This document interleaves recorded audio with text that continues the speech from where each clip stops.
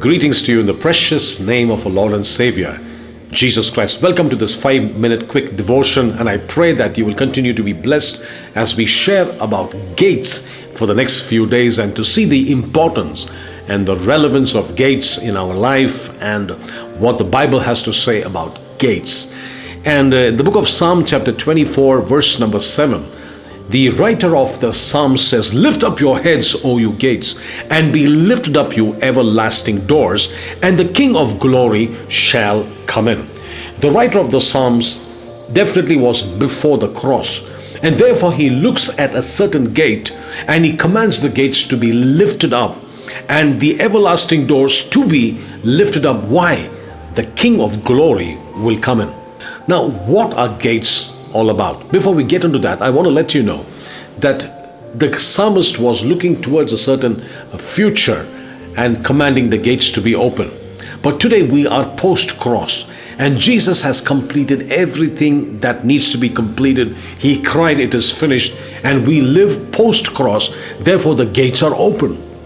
But just because the gates are open does not mean every blessing reaches us automatically. There's a certain amount of battle that needs to be undertaken, a certain spiritual mechanism that needs to be engaged for us to receive what Jesus has already purchased for us. So I'm going to talk to you about gates for the next few days. What are gates in the Bible? Gates refer to exit or an entry point. I'm sure we don't need to explain about physical gates, gates at our homes, city gates, airport entry doors, and car doors. It prevents, it's actually a gate is an exit or an entry point. But again, every time you see the word gate in the Bible, you must realize we are not generally just talking about a physical gate, but also a spiritual gate.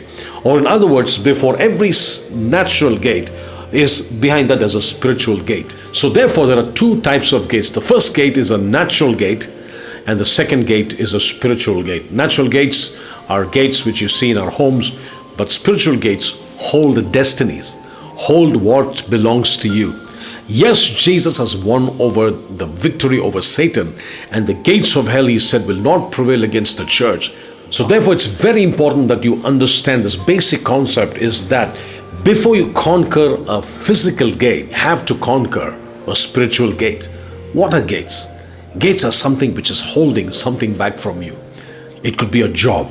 It could be marriage. It could be a financial breakthrough. These are spiritual gates.